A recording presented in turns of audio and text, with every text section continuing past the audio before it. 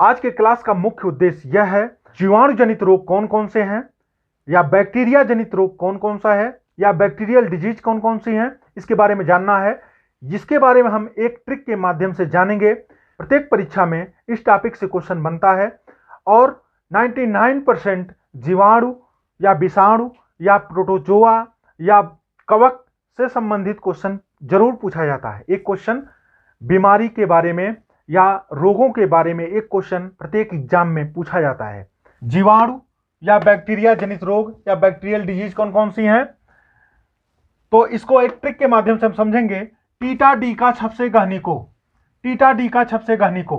अब इसका हम विस्तारित रूप देखेंगे। टी का मतलब है टिटनेस, टा का मतलब है टाइफाइड, डी का मतलब है डिप्थीरिया, का मतलब है काली खांसी, क्षय का मतलब है क्षय रोग या टीबी, पै का मतलब है प्लेग, से का मतलब है सिफिलिस, गै का मतलब है गोनोरिया, है का मतलब है हैजा, नी का मतलब है निमोनिया, को का मतलब कोढ़ या कुष्ठ रोग। अब इसके जीवाणुओं के नाम हम देखेंगे। टिटनेस के जीवाणु का नाम क्या है? क्लोस्ट्रीडियम टिटैनी। टाइफाइड के जीवाणु का नाम है साल्मोनेला टाइफोसा। डिप्थीरिया के जीवाणु का नाम है कैरीबैक्टीरियम डिप्थेरियाई। काली खांसी के जीवाणु का नाम है बोर्डीटेला पर्टुसिस। क्षय रोग के जीवाणु का नाम है माइकोबैक्टीरियम। टीबी के जीवाणु का नाम है ट्यूबरकुलोसिस। प्लेग के जीवाणु का नाम है पास्टुरेला पेस्टिस। सिफिलिस के जीवाणु का नाम है ट्रेपोनेमा पैलिडियम। गोनेरिया के जीवाणु का नाम है निसेरिया गोनोरहिया। हैजा के जीवाणु का नाम है विब्रियो कोलेरी। निमोनिया के जीवाणु का नाम है डिप्लोकोकल न्यूमानी। कोढ़ या कुष्ठ रोग के जीवाणु का नाम है माइक्रोबैक्टीरियम लेप्री।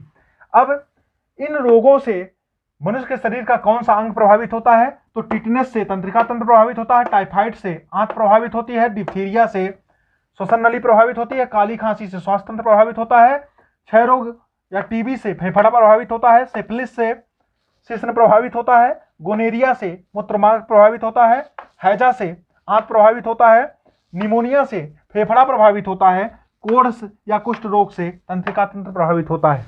इस प्रकार से जीवाणु या बैक्टीरिया जनित रोग या बैक्टीरियल डिजीज कौन कौन सी हैं, इसके बारे में आज के क्लास में हम जाने। इसके वाहक जीवाणु जो हैं उनका नाम क्या है, और मनुष्य के शरीर का कौन कौन सा अंग इन रोगों से प्रभावित होता है, इसके बारे में हम आज जाने हैं। और प्रत्येक परीक्षा में 99% इस प्रकार के क्वेश्चन जरूर पूछे जाते हैं, तो इसको आप विशेष तौर पर पढ़ लीजिएगा।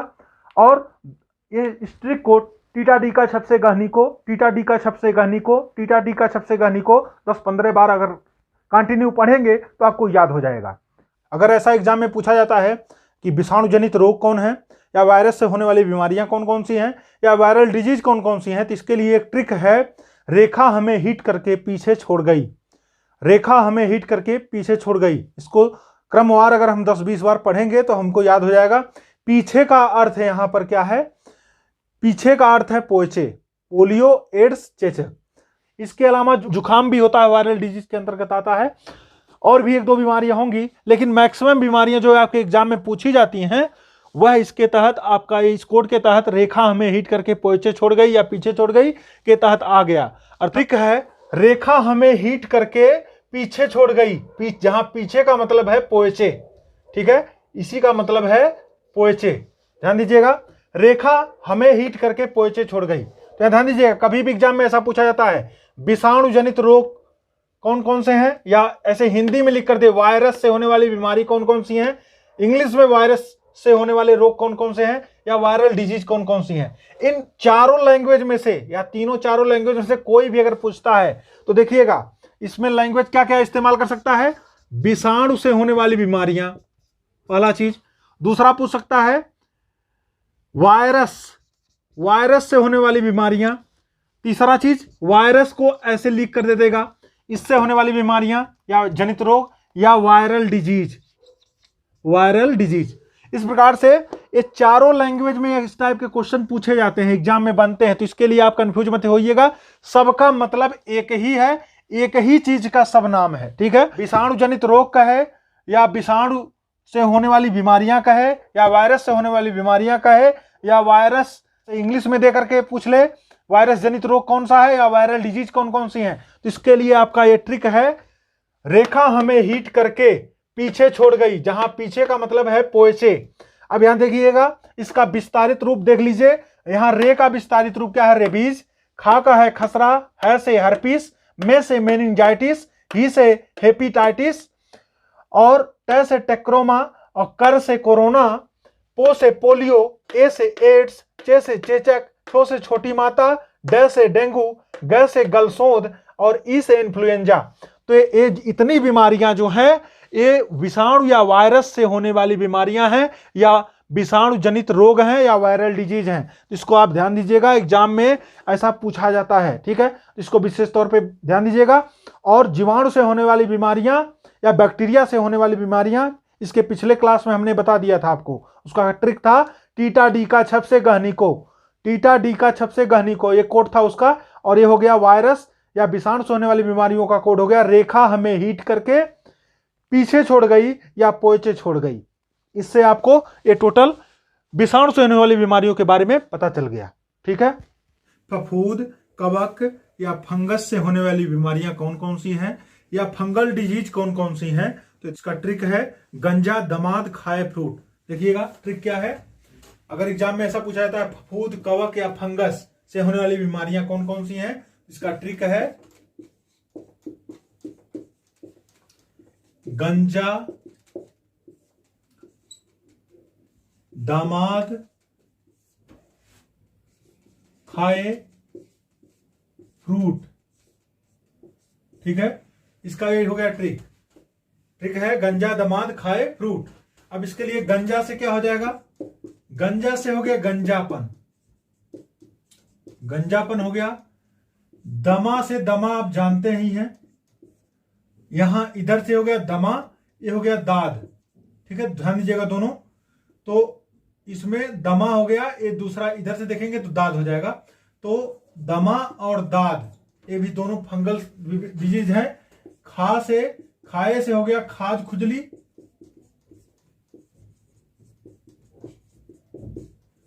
और फ्रूट से हो जाएगा एथलीट फूट, ये बीमारी का नाम है, या इसी को हम हाथी पांव भी कहते हैं। देखे होंगे कि पांव क्या हो जाता है, सूज जाता है, या फाइलेरिया टाइप की बीमारी हो जाती है। तो इस प्रकार से फफूंद, कवक या फंगस से होने वाली बीमारियां कौन कौन सी हैं, तो इसका ट्रिक है गंजा दमाद खाए फ्रूट।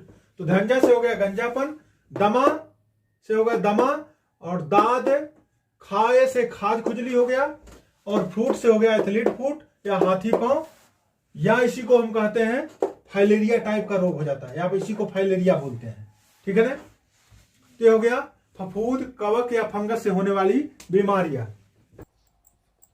अगर पूछा जाता है प्रोटोजोआ से होने वाली बीमारियां, प्रोटोजोआ से होने वाली बीमारियां,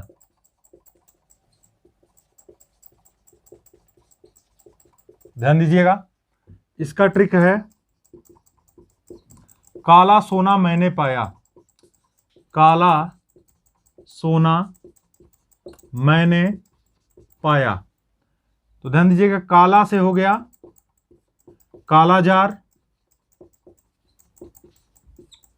काला से हो गया कालाजार, सोना से हो गया सोने की बीमारी,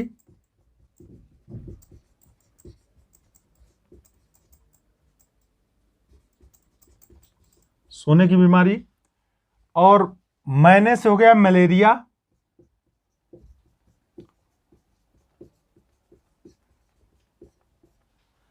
और पाया से हो गया पायरिया और पेचिस, पायरिया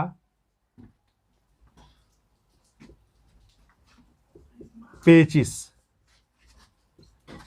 ध्यान दीजिएगा इसको, अगर कभी भी ऐसा पूछा जाता है कि प्रोटोजोआ जनित रोग कौन कौन से हैं, या प्रोटोजोआ से होने वाली बीमारी कौन कौन सी है, तो इसको, इसके लिए ध्यान दीजिएगा, काला सोना मैंने पाया, काला से हो गया कालाजार, सोना से हो गया सोने की बीमारी, मैंने से हो गया मलेरिया, और पाया से हो गया पायरिया या पेचिस, ठीक है। तो आप इसको विशेष तौर पे ध्यान दीजिएगा, ये बीमारियां कौन सी हैं, प्रोटोजोआ से होने वाली बीमारियां हैं, ठीक है। तो प्रोटोजोआ से बीमारियां कभी भी पूछेगा तो आप इसके लिए काला सोना मैंने पाया, इसका ट्रिक है। काला से कालाजार, सोना से सोने की बीमारी, मैंने से मलेरिया और पाया से पायरिया तथा पेचिस। अगर एग्जाम में पूछा जाता है कि आंख को प्रभावित करने वाली बीमारियां कौन कौन सी हैं, आंख को प्रभावित करने वाली बीमारियां